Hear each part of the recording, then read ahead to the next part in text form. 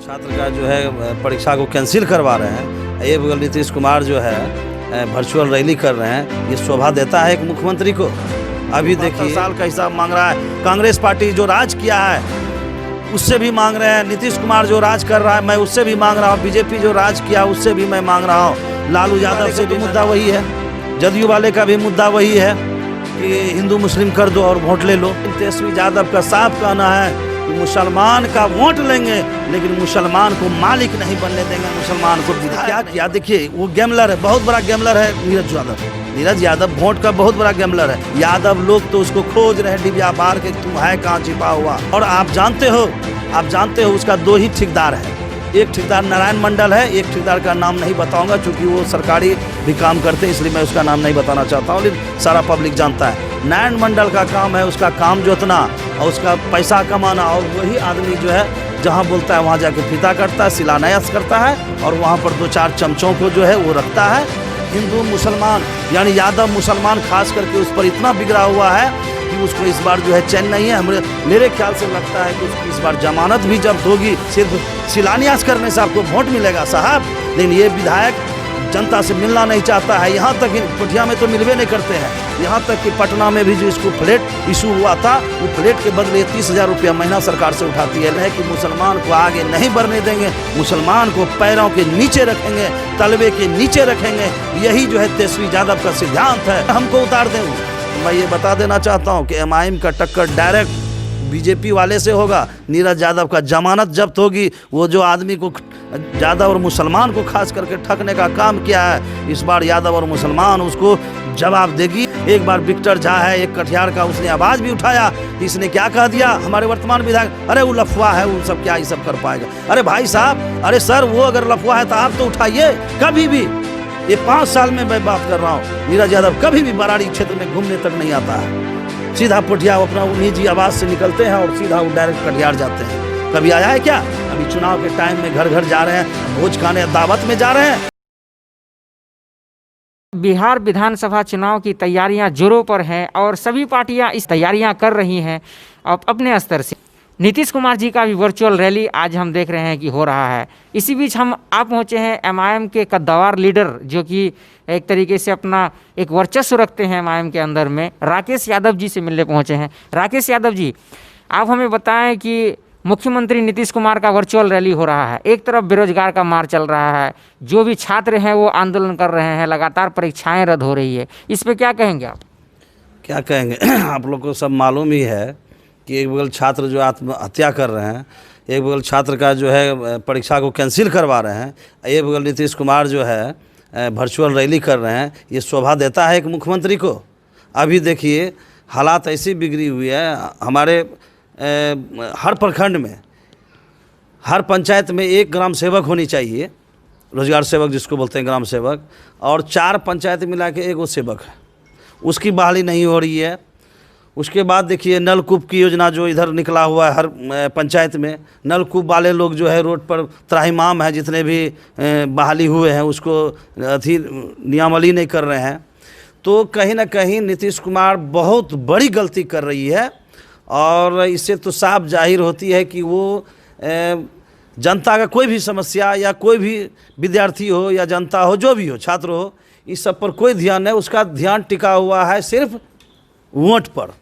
ठीक है, लेकिन वो दावा कर रही है कि उन्होंने बिजली के मामले में हो चाहे सड़क के मामले में हो बहुत अच्छा काम किया नीतीश कुमार, उसको ही लेकर जनसंवाद कर रहे हैं। आज जो लोगों तक ये बात पहुंचाने की कोशिश कर रही है कि हमने विकास किया।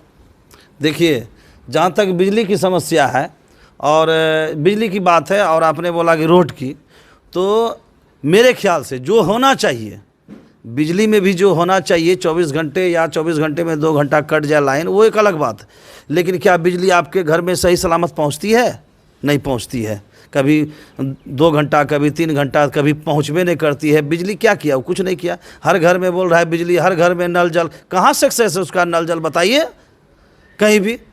बाढ़ की समस्या देखिए, बाढ़ में जो है सब आदमी त्राहिमाम है, बाढ़ पर ध्यान नहीं दे रहे हैं। यहाँ तक कि हमारे पंचायत नहीं बल्कि पूरे बिहार की मैं बात कर रहा हूँ, सभी विस्थापित परिवार जितने भी आज 10 साल से सब त्राहिमाम है, रो रहे हैं, चिल्ला रहे हैं, बांध पर घर बना बना के जो है टाइम व्यतीत कर रहे हैं, उस पर नीतीश कुमार का ध्यान है? नहीं है, उसको वोट पर ध्यान है। वो लोग को डाइवर्ट करते हैं कि मैंने रोड बनाया, मैंने बिजली दिया, मैंने हर घर नल जल दिया, कुछ भी नहीं दिया है, सब बेकार है, सब अधूरा रह गया, उसका हर उसका विकास अधूरा है। आपके पोस्टर में मैं देख रहा था 72 साल का हिसाब आप मांग रहे हैं तीनों पार्टी से, कौन किससे मांग रहे हैं? बिल्कुल बिल्कुल, मैं 72 साल का हिसाब मांग रहा हूँ, मेरा पार्टी 72 साल का हिसाब मांग रहा है। कांग्रेस पार्टी जो राज किया है उससे भी मांग रहे हैं, नीतीश कुमार जो राज कर रहा है मैं उससे भी मांग रहा हूँ, बीजेपी जो राज किया उससे भी मैं मांग रहा हूँ, लालू यादव से भी मैं मांग रहा हूँ। सभी मिल के 72 साल का इस बार जनता को हिसाब चाहिए, नहीं कि मेरी पार्टी को। मेरी पार्टी ने आवाज़ उठाई कि 72 साल का हिसाब जनता को चाहिए।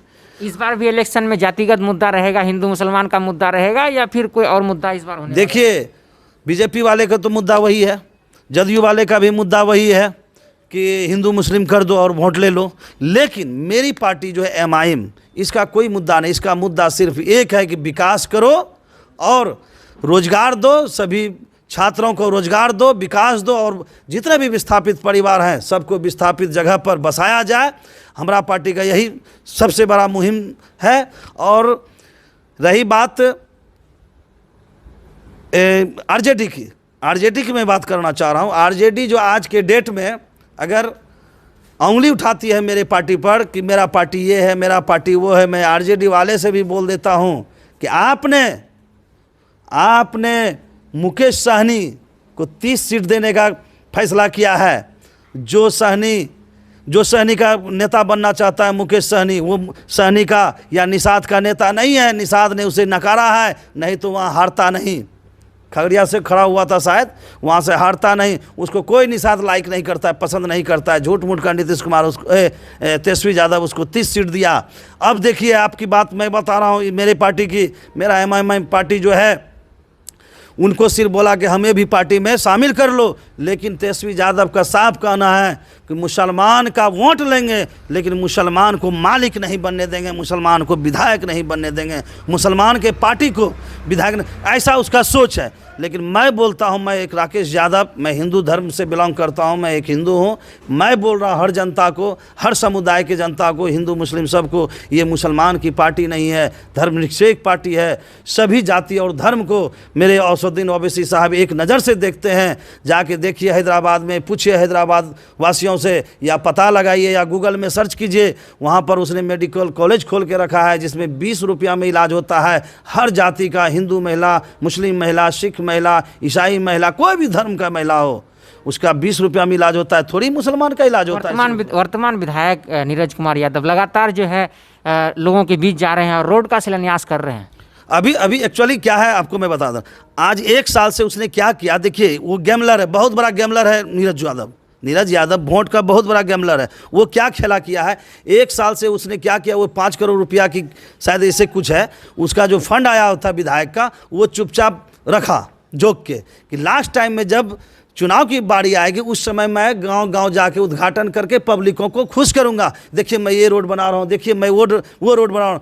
मैं इस रोड की बात कर रहा हूं जहां से लक्ष्मी यादव का घर, मुखिया जी जो भूतपूर्व जरलाई गए थे, अभी टाली भट्टा में घर है, वहाँ का रोड उसने वादा किया था कि मैं बना दूंगा लक्ष्मी। वो सारा यादव मुसलमान मिल के उसको वोट दिया, आज तक उसने रोड का शिलान्यास किया, रोड नहीं बनवाया, इस गांव में नहीं घुसा। यादव लोग तो उसको खोज रहे हैं डिबिया बार के, तुम है कहाँ छिपा हुआ। वो वहाँ पर जाके फीता काटते हैं, वहाँ शिलान्यास करते हैं जहाँ उसका 10-20 ठो वोट है, अपना आदमी है। और आप जानते हो उसका 2 ही ठेकेदार है, एक ठेकेदार नारायण मंडल है, एक ठेकेदार का नाम नहीं बताऊंगा क्योंकि वो सरकारी भी काम करते हैं, इसलिए मैं उसका नाम नहीं बताना चाहता हूँ, लेकिन सारा पब्लिक जानता है। नारायण मंडल का काम है उसका काम जोतना और उसका पैसा कमाना, और वही आदमी जो है जहाँ बोलता है वहाँ जाके फीता काटता है, शिलान्यास करता है, और वहाँ पर 2-4 चमचों को जो है वो रखता है, वहाँ पर जो है अपना उद्घाटन करता है और ताली बजवाता है और जिंदाबाद करवाता है। उसका इस बार जो है पत्ता साफ है। हिंदू मुसलमान यानी यादव मुसलमान खास करके उस पर इतना बिगड़ा हुआ है कि उसको इस बार जो है चैन नहीं है।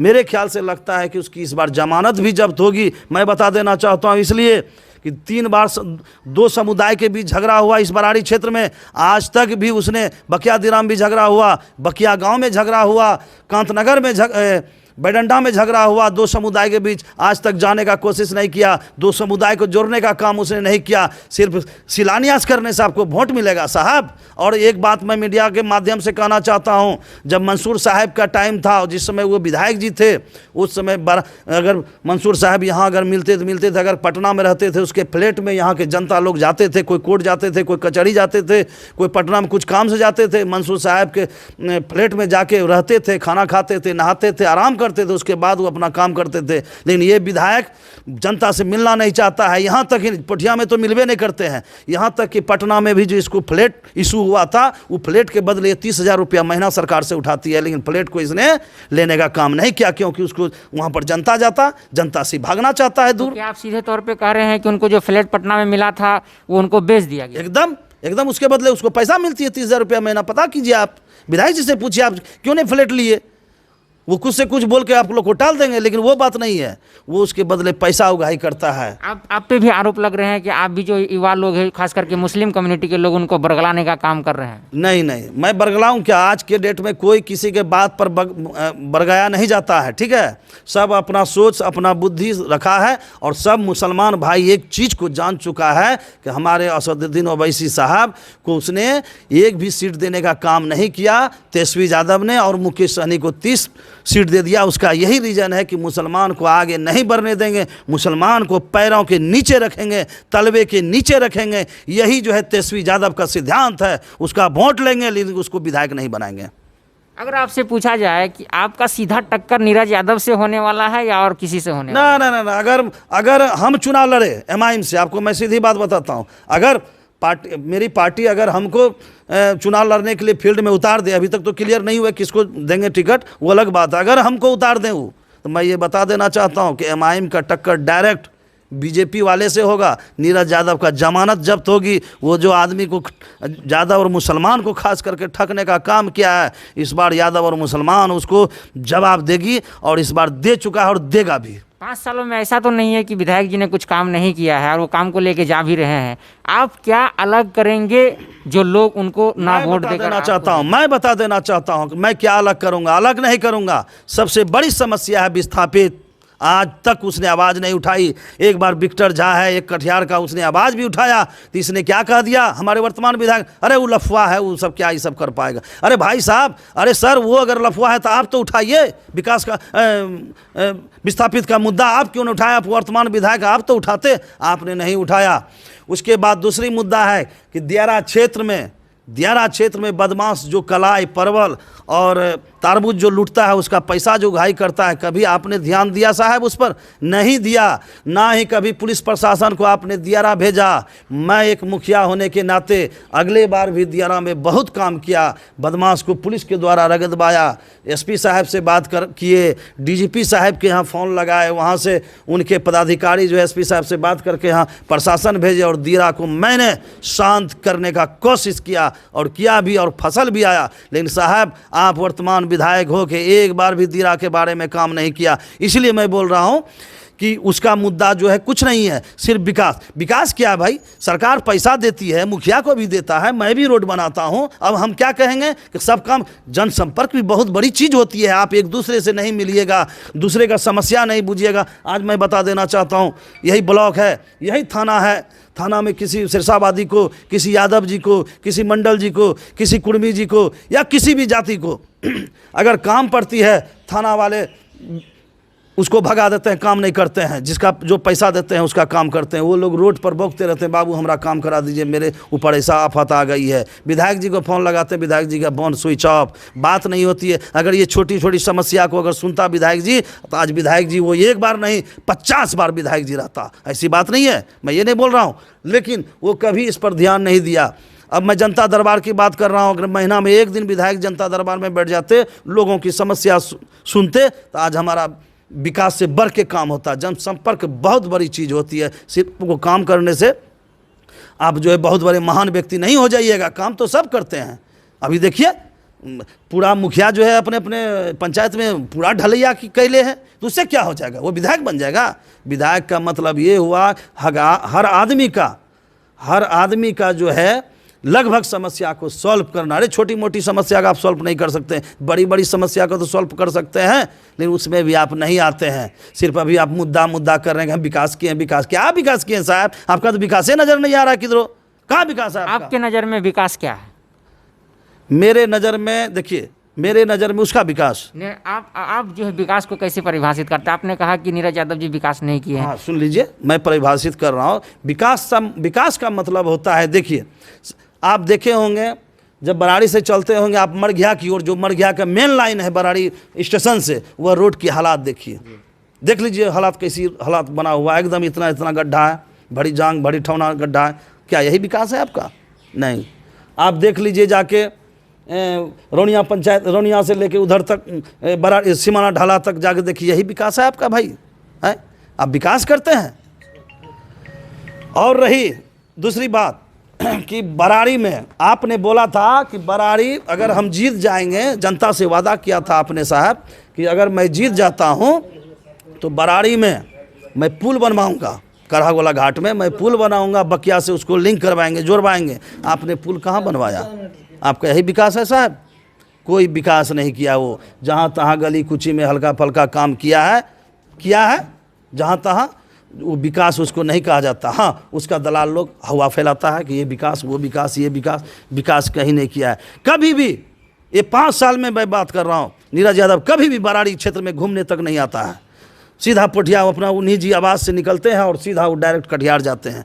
कभी आया है क्या? अभी चुनाव के टाइम में घर घर जा रहे हैं, भोज खाने दावत में जा रहे हैं। तो क्या दावत में जाना गलत है? किसी नहीं, गलत नहीं है, सब दिन जाते हैं ना आप अभी चुनाव के टाइम में दावत में जा रहे हैं। चुनाव के पहले कहाँ गए थे? इतने लोगों ने आपको दावत दिया था, कभी आया क्या? अभी चुनाव का टाइम आया था आप दावत में जा रहे हैं।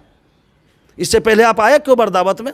क्यों ना आए? 4 साल तक आप कहाँ थे साहब? ये बताइए ना हमको, 4 साल कहाँ थे आप? 1 साल की बात छोड़ दीजिए, दावत में जाना गलत नहीं है। दावत आज राकेश यादव जो है हमारे चैनल के माध्यम से ये लोगों को बताएंगे कि अगर वो विधायक बनते हैं तो विस्थापित परिवार को अपना स्थान दिलाएं। अगर मेरी पार्टी का कोई भी, मैं या कोई भी रहे, अगर विधायक बराड़ी से बनता है तो सबसे पहला काम रहेगा मेरा पुल बनवाना बराड़ी में। दूसरी काम रहेगा दीरा से क्रिमिनलों का सफाया करना। जो आज किसान लोग त्राहिमाम है, डर से त्रास्त है, दीरा में जाके खेती नहीं करता है, उस क्रिमिनल को मुझे सबक सिखाना। दूसरा काम। तीसरा काम है बिजली जो कटती है 4 घंटा 5 घंटा 8 घंटा, मजाल नहीं है अगर मेरी पार्टी रहे तो बिजली कट जाए। हैदराबाद की बात कीजिए, मेरे असदुद्दीन ओवैसी साहब की मैं बात कर रहा हूँ। यहाँ तक कि अगर म्यूनसिपैलिटी में एरिया में अगर कूड़ा रह जाता है 5 दिन के लिए, डायरेक्ट MP साहब को यानी असदुद्दीन ओवैसी साहब को वहाँ के लोगों ने फ़ोन करता है, साहब यहाँ पर कूड़ा 2 दिन से रखा हुआ है, कोई ले जा रहा है। उसके बाद म्यूनसिपैलिटी फ़ोन करते हैं और कूड़ा उठवाते हैं। मेरा पार्टी ऐसा है, कूड़ा उठाने वाला पार्टी है आपका, जनता का। तो ये थे हमारे साथ MIM पार्टी के लीडर राकेश यादव जी, और इसी तरीके की बेबाकी अंदाज में बात करते हैं। जो भी बात होती है खुल के बात करते हैं। हम इनसे आगे भी लगातार बात करेंगे। तब तक के लिए मैं शाहिद सांवरिया अपने सहयोगी दिलफराज अहमद के साथ इसकी मीडिया।